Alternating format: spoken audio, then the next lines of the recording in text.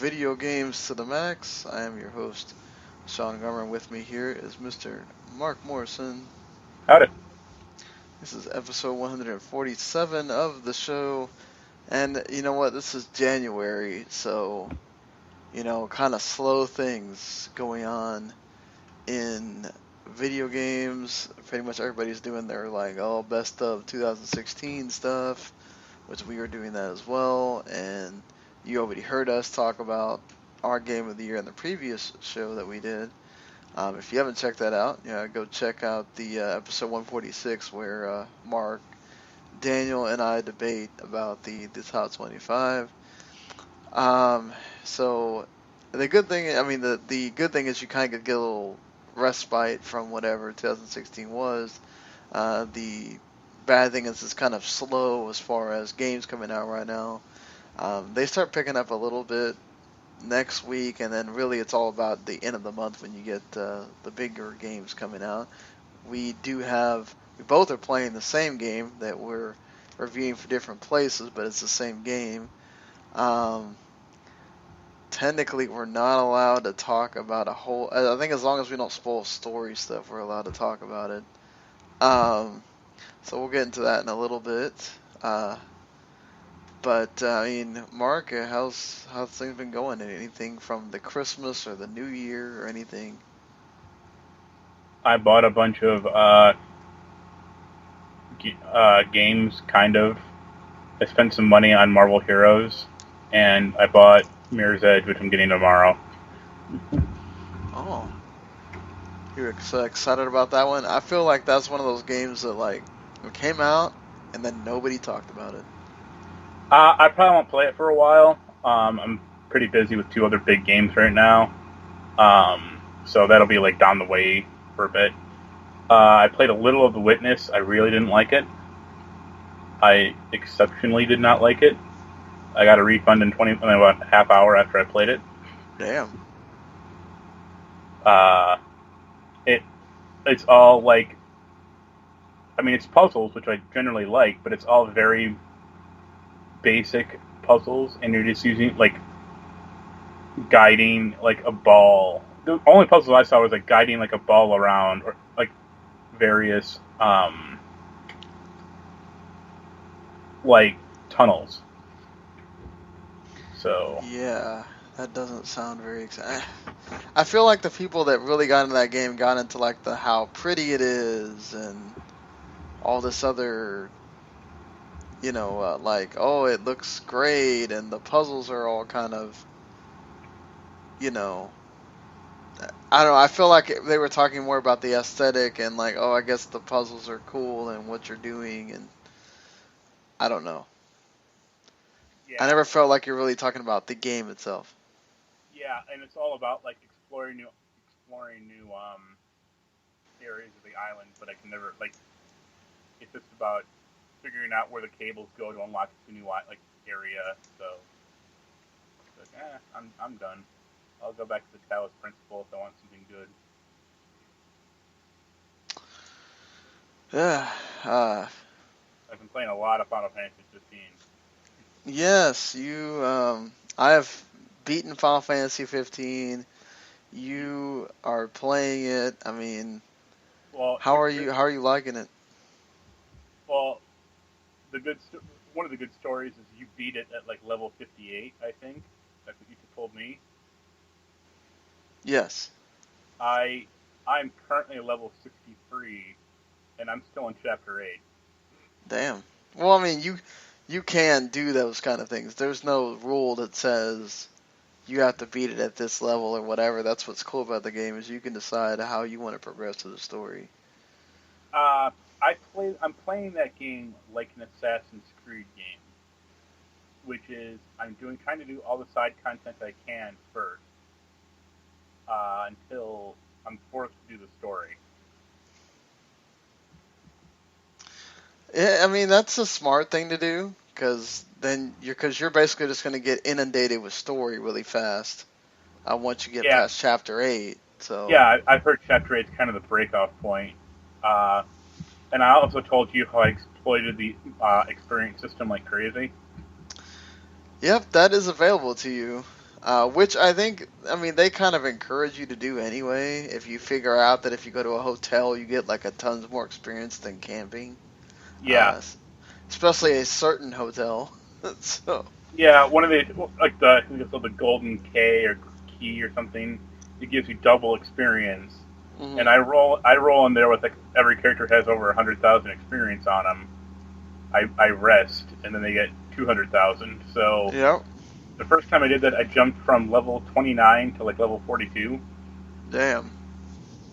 and the second time was like level 49 to like 58 or something, or like 57. And I did an incredibly hard dungeon a few days ago, like Clockwork Tower or something like that. Hmm. Uh, Oh, Castle Mark Tower. yeah, Castle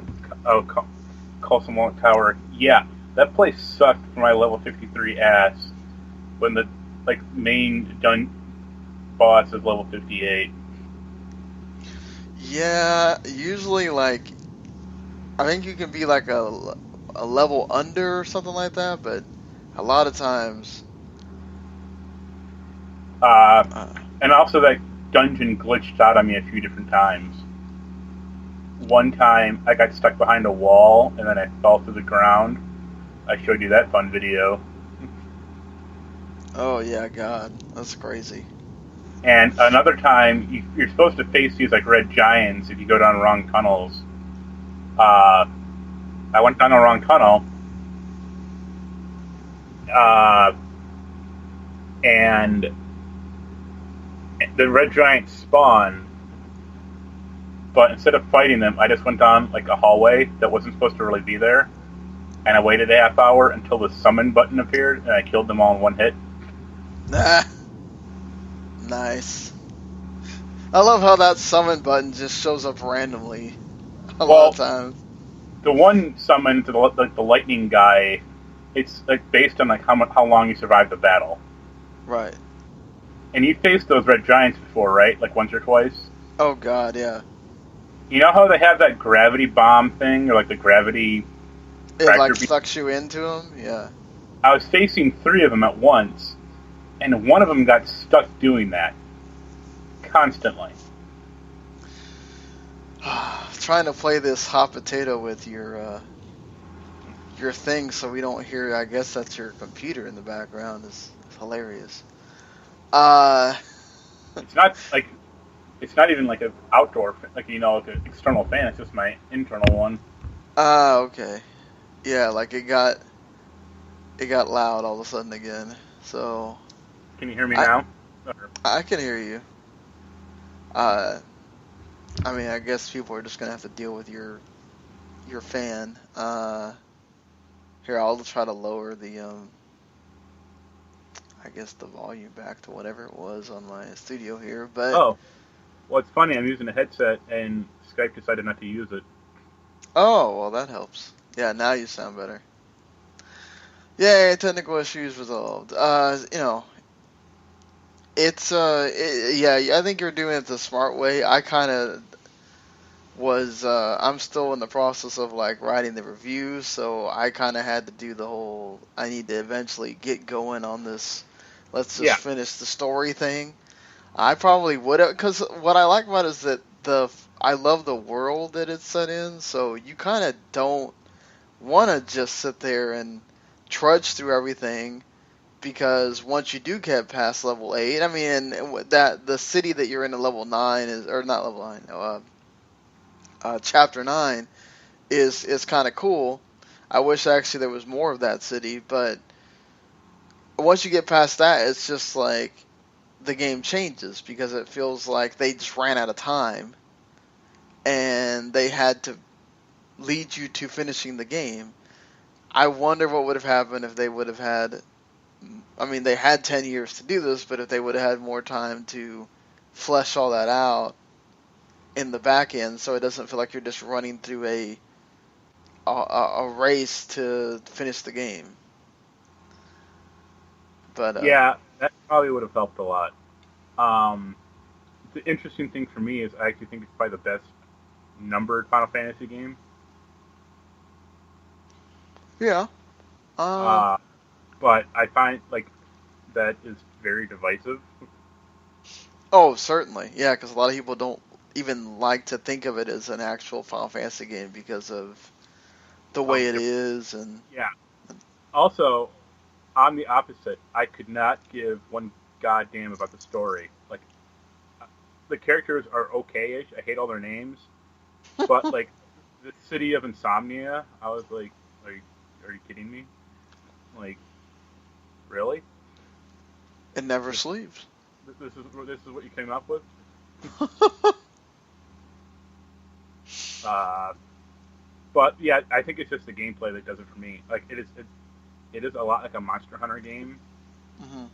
but I don't mind that. I mean, in this respect, because you're not trying to like all the monsters are in one location, which is nice. Or one you just go to an area and there they are. You don't have to like hunt around for them. And well, now they're in section 4. Now they're in section 7. You can go over there and do it. Like, Yeah, you so just go on your hunt and they appear if you're in the right circumstances or whatever. And there you go. You don't have to, like you said, you don't have to play this game of, well, they moved because you went over here and did this and whatever. I mean, that's cool in a hunting game because it makes you feel like you're really hunting them.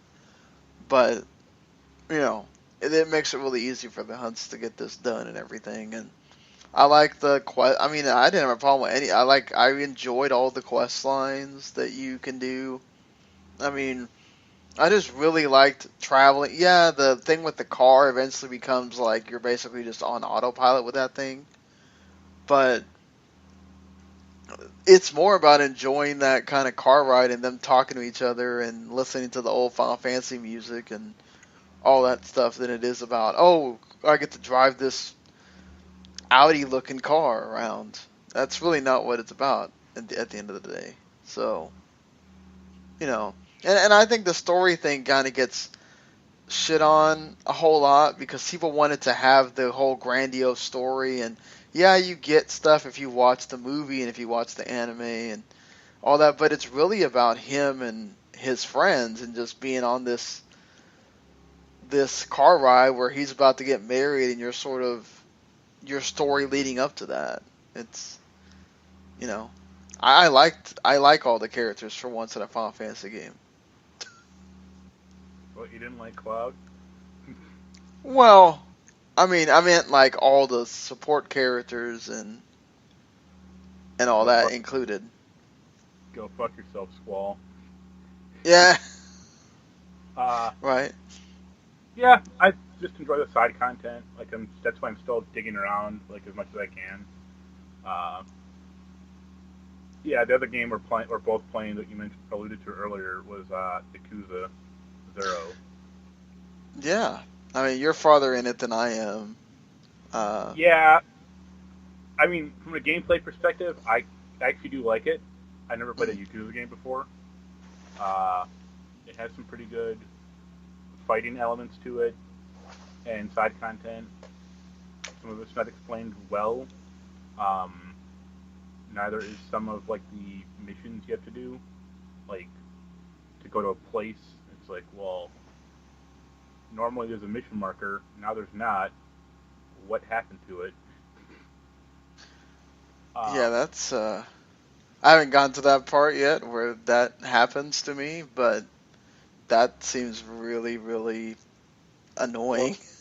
what's funny is I asked another friend of mine who's also reviewing the game. I'm like, where are you? Like, because it's divided into chapters, and I was like, Right, where? yeah.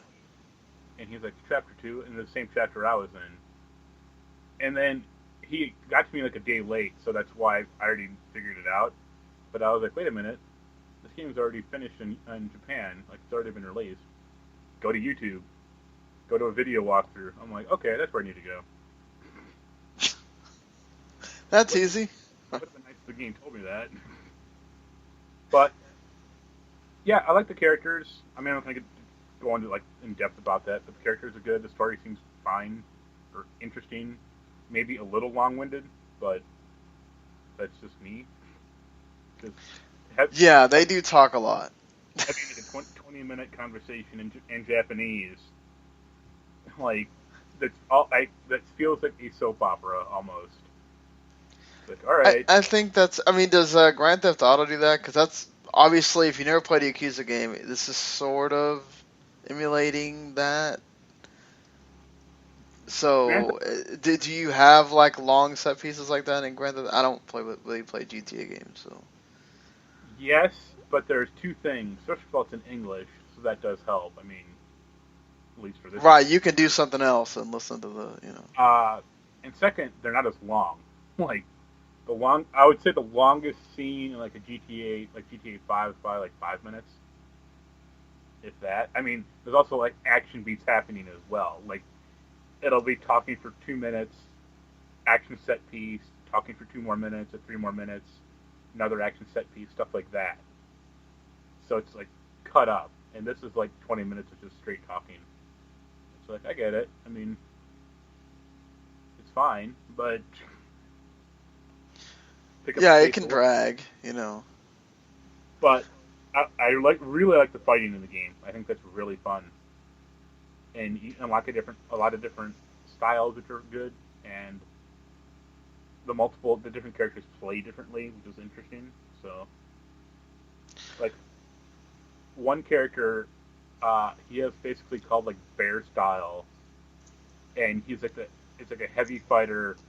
But if he's near an object, he will automatically pick it up and start beating people to death with it, which is cool. And the other character you play as, he doesn't have bear style. He has metal bat style, where you switch to it and he pulls out a bat and starts beating people to death with it. It's like, yes, I like both of these characters now. I am interested. Yeah, I mean,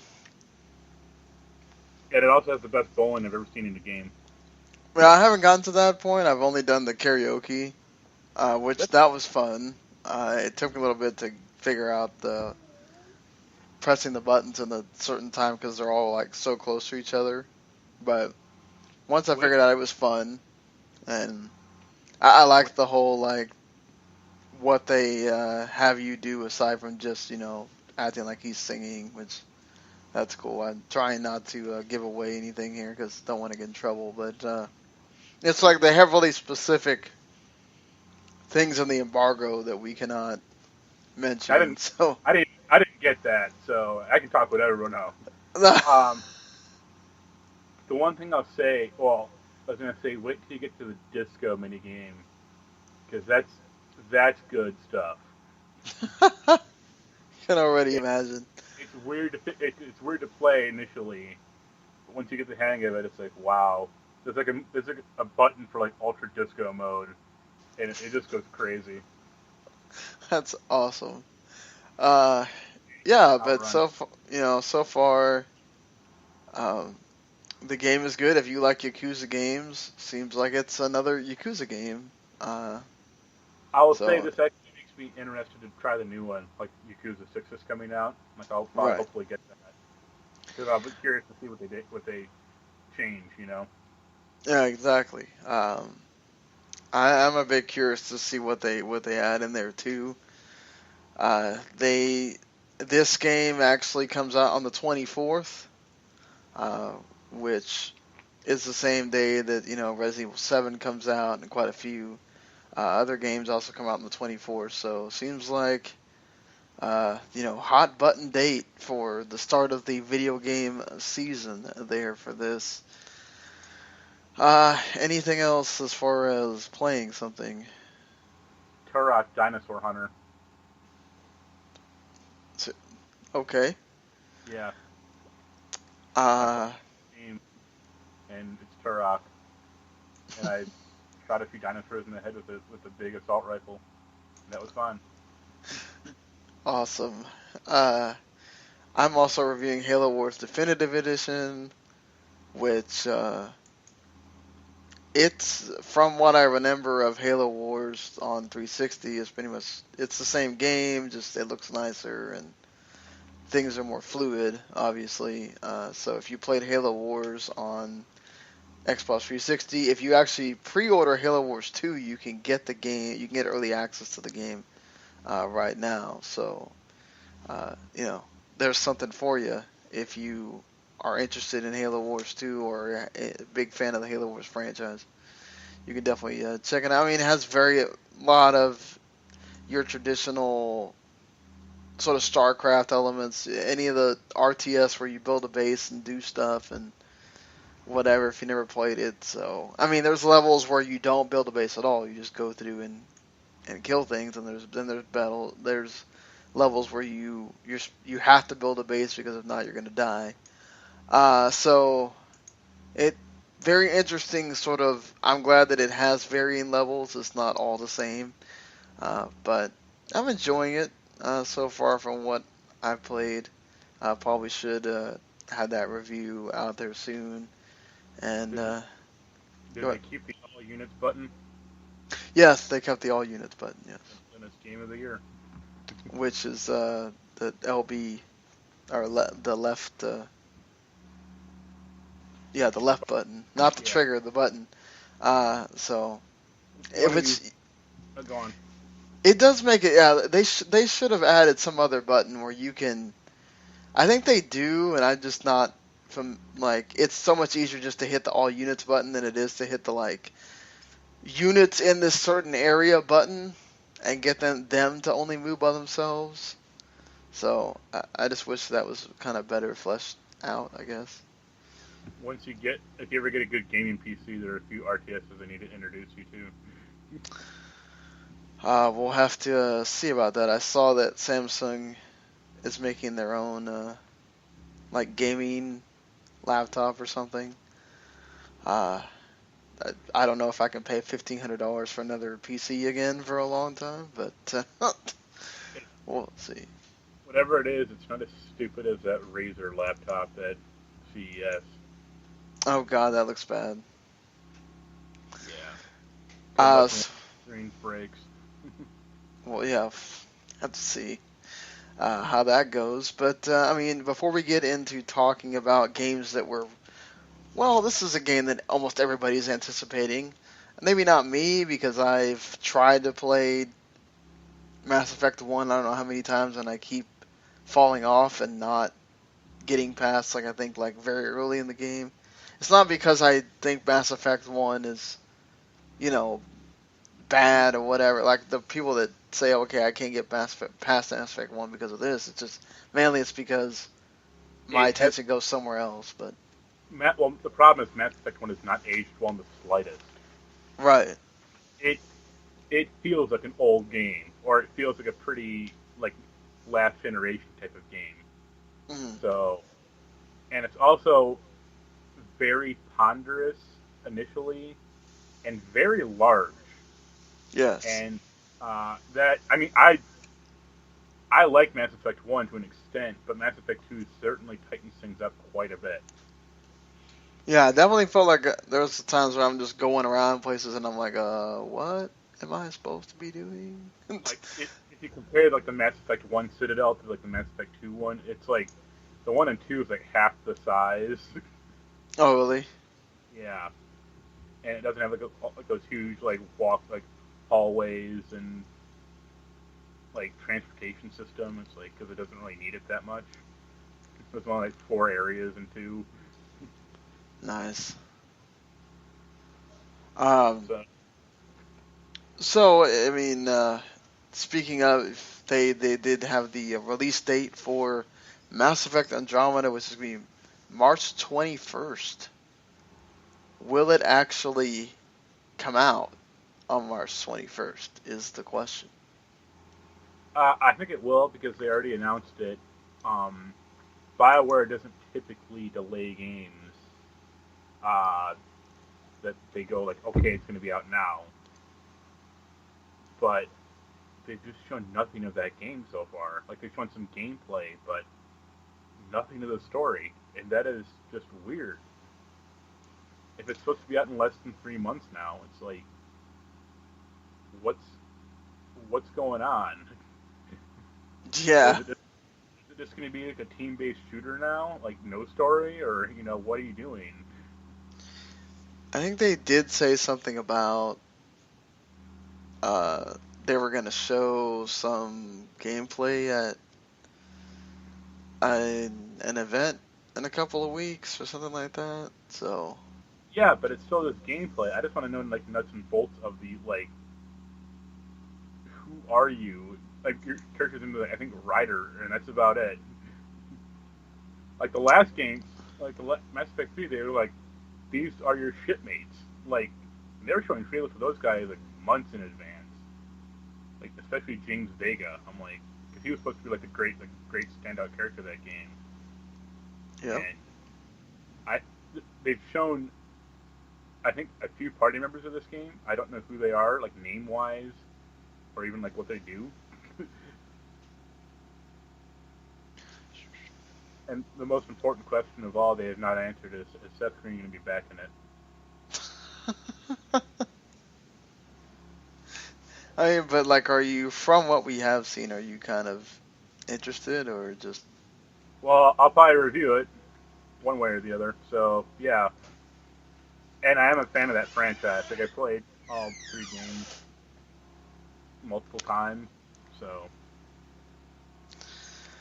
Well, talking about, I guess, games that we're looking forward to that are coming out this year. I mean, what are some of the ones that you're sort of like, yeah, I really want to play this. I'm really interested in this. the biggest one is Persona 5. Like I said probably before. Um, I'm looking forward to Tales of Berseria. That's coming out soon, like Mhm. 2 or 3 weeks soon. Right. Red Dead 2 might be good, or 3 really. Um, Horizon Zero Dawn, if it doesn't get delayed again. You never know really. Yeah, Same exactly. same with Cuphead. I mean, that still has no like official release date, and that's very scary. Um, yeah, I'm sure like maybe that Spider-Man game if that comes out this year. I doubt it, but it'd be nice because I want a good like superhero game. Um, yeah, you? I mean, for me, I think, Kingdom Hearts 2.8 coming out at the end of that.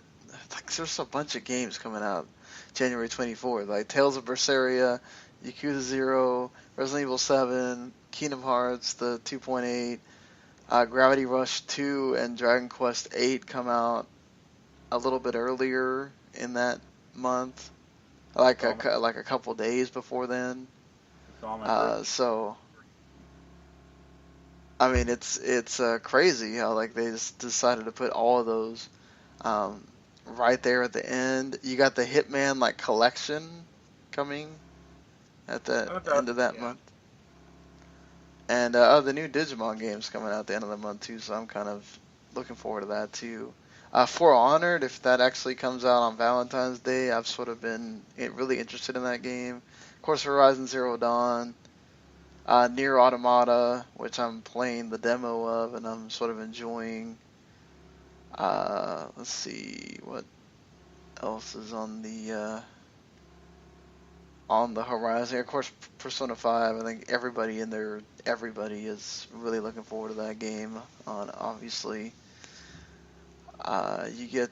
I mean, then you got so many of these. Like, who knows if all these games are gonna come out? Like, I wouldn't. I would assume Red Dead Redemption 2 will come out because Rockstar's not going to just announce a game, announce a release window, and then just say, "Oh, we're gonna have it not come out this year." South Park as well, the Fractured Butthole should be awesome. So that's We some can't certainly games to look forward to here for the first we can't half of this. we can't forget about the biggest game though, Shenmue 3. Yeah, Shenmue 3, and there's now reports officially of Shenmue HD Remaster, at least the first game, gonna be made. So, hey, there's that, right? Are you think Shenmue that fans they'll improve the game at all? Shenmue fans are bad people.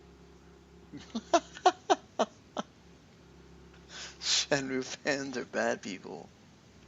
Uh, no, because I think Shenmue 3 is going to be a rude awakening for everyone, like all the fans especially. because they're going to expect this big, huge open world, and I don't know how to budget for it. Yeah. Unless it's going to look like a Dreamcast game, in which case I'm all for it. But I don't think that'll play too well. It'd be hysterical, though. Hey, maybe it'll surpass your expectations. Well, I have none, so it's... But, yeah, like Zelda should be good, Injustice 2 should be good. Prey. You hope so. I mean, hey, you got this Nintendo Switch event coming up here, so it's maybe quite possible that we get some good news out of that. It'll be $100. I don't think they'll go that low, but I've been hearing the like $200 the base, the being thrown around. $250. That's a lot less than I thought it was going to go for. So if it goes for that, then sign me up, because I'll pay that much to play a Nintendo game. I'm not going to complain about that at all.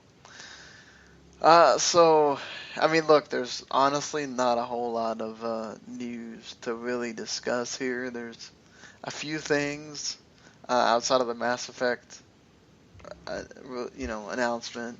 But, as it is Diablo's 20th year anniversary this year, of course, some stuff happening in some of the other games, as Blizzard is apt to do, where they put some trinkets in each one of their games. I mean, you looking forward to any of this here? I already did the WoW stuff. You have to face a treasure goblin, and then you can go to the cow level. So that's okay. I'll probably do the Diablo 3 stuff also, because you go to like Old Tristram, and I think you face a boss or two, and Butcher, and there's like a whole filter to like make it look old again, which is kind of cool. But all the heroes of the or Hearthstone or Heroes of the Storm stuff, I could give a crap about. You can go do the Overwatch level or whatever they're gonna do in WoW. That's assuming I had Overwatch. No, I mean they're going to do an Overwatch like themed thing inside of WoW. It's called like the Ogre Watch or I didn't know that. Something of that nature. I might give that a shot. Yeah, I know you weren't the biggest fan of whatchamacallit of. I did see another game reviewer. He fired up TF2 today and is like, he basically said the same thing I was. He was like, how is a game that is, he said, Overwatch feels remarkably similar to the decade-old Team Fortress 2. And I was like, yep. But that's the thing, like, that's what Blizzard does, right? They just take something that was already made and they just try to make it better. So, I mean, I guess that's what happened for people, like people that maybe didn't play Team Fortress 2, and they go, all right, let's go with this. It's a valid point, except Team Fortress is free now, so get off your asses and play that game. That is true. It's free, and yeah, you don't have to pay big money for like you do for all that. So I think the other only like totally, I guess, sort of big news item is the writer of one of the writers of Tomb Raider and Rise of the Tomb Raider, Rihanna Pratchett, decided to leave Crystal Dynamics to go do something else. I mean, normally we kind of point this in a negative light or whatever, but as we've seen with Amy Hennig leaving, it didn't really hurt Uncharted too much. I wonder if it's going to do the same for Tomb Raider here. Maybe. I don't know. I didn't like the writing in the first game, which you did. I think the writing in the second one is better, but it still wasn't like great. Like it was serviceable, let's say that, but it wasn't like a driving point really in the game. I thought the main plot was boring, but the flavor text was all really interesting. That's kind of my view on the subject. Yeah, I mean, I liked Tomb Raider 1. I still haven't sat there and played through Rise of Tomb Raider yet. I can agree with you on the... Didn't think that the writing was all that great, but, you know. It was fine. I mean, for right. an action game, it was better than most. I mean, they at least tried, so... That counts for something, you know. I don't think this is going to be like the total end-all thing. Sometimes you need that kind of kick in the pants of having a new person at the helm and having fresh ideas brought into it or whatever. It could wind up being a good thing for the, Shadow of the Tomb Raider or whatever they're going to call the third game. So I'm going to look at it positively and say that, we don't need to be having the skies falling with the Tomb Raider franchise right now or anything. Because those games are still on an upswing, really. So, unless you're Square and you think that they need to be selling some kind of ridiculous. Yeah. That Final Fantasy 15 won't even hit probably. No, probably not.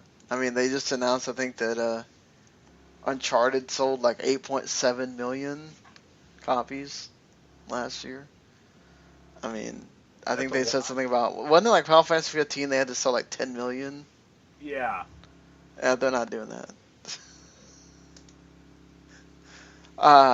So there have been games that have been removed from both Steam and then PSN and Xbox Live. If for some reason you are playing the TMNT Mutants in Manhattan game, stop now. Yeah, it was stop now for one, and number two, if you wanted to buy that game, you're out of luck.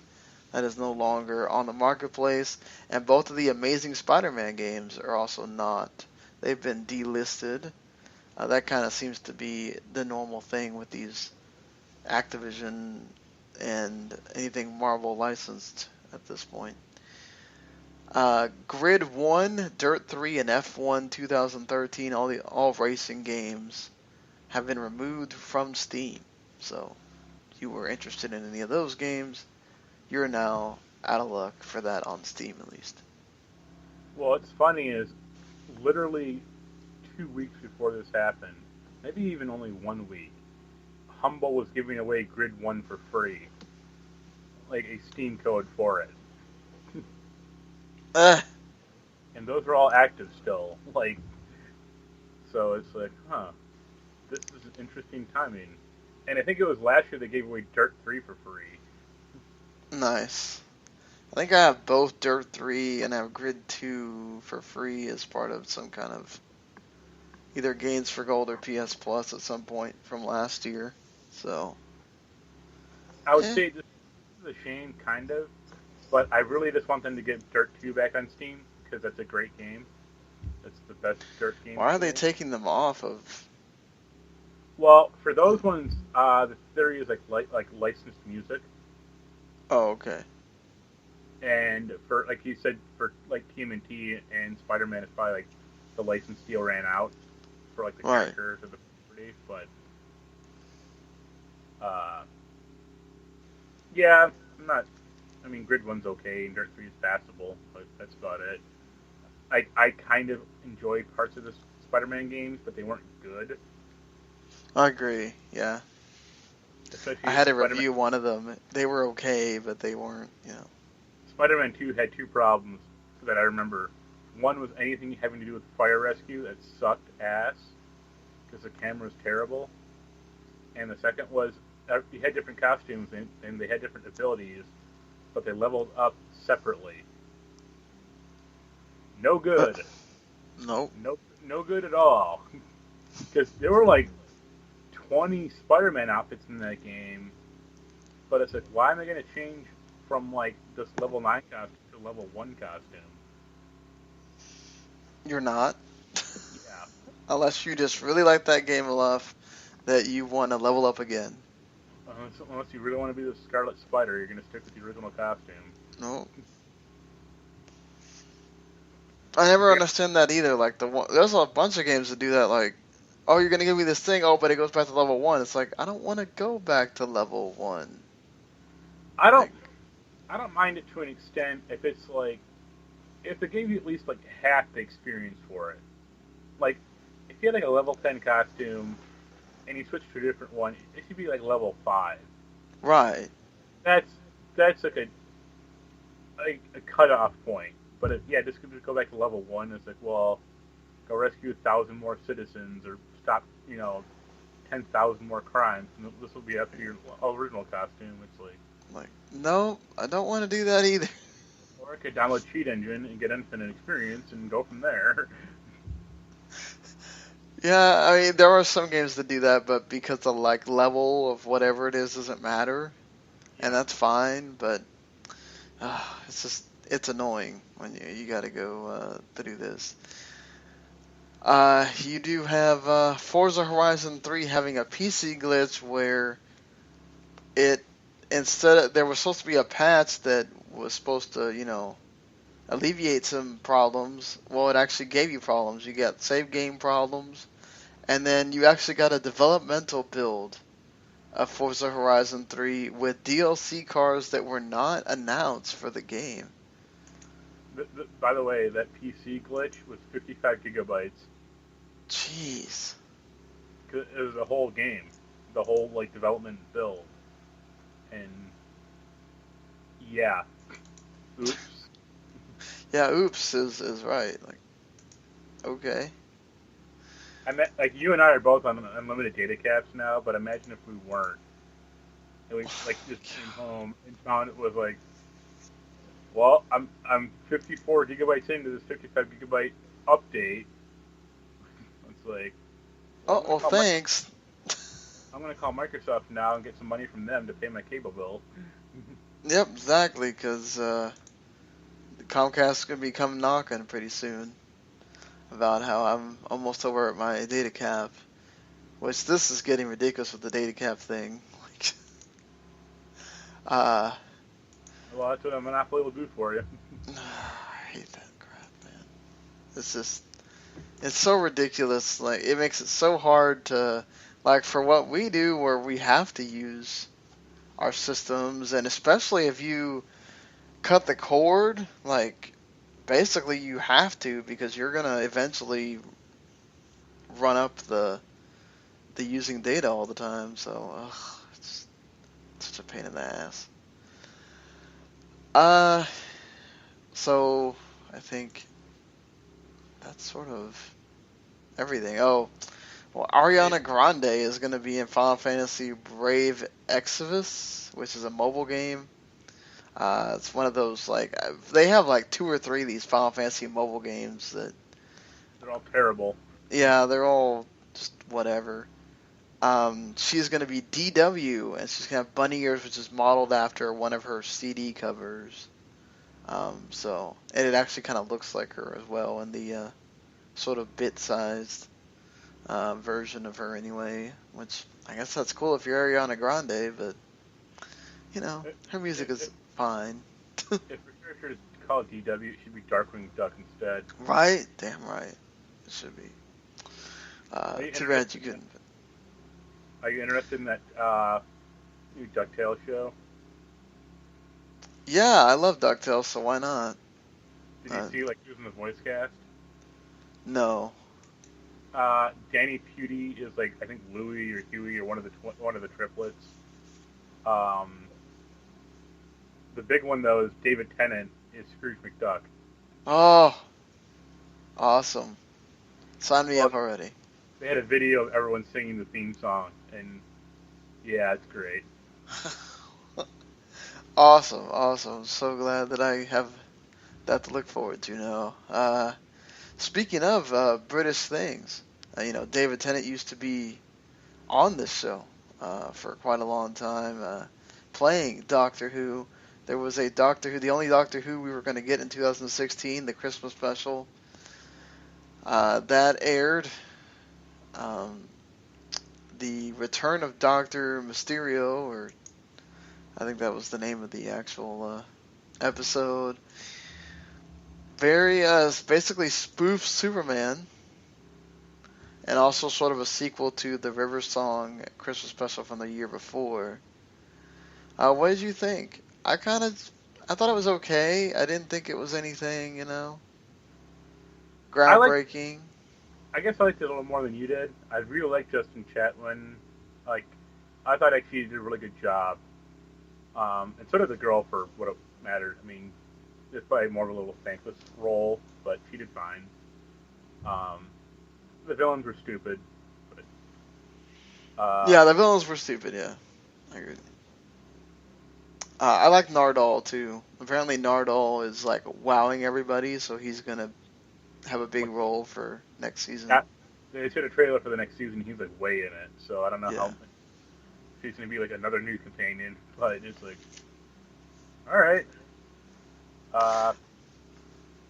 yeah, it was good. I thought, you know, Yeah, I like Justin Chatwin too. I'm not a big Superman person, but I could immediately tell that basically that's what they were doing was I think sort they of even a called out. spoof on.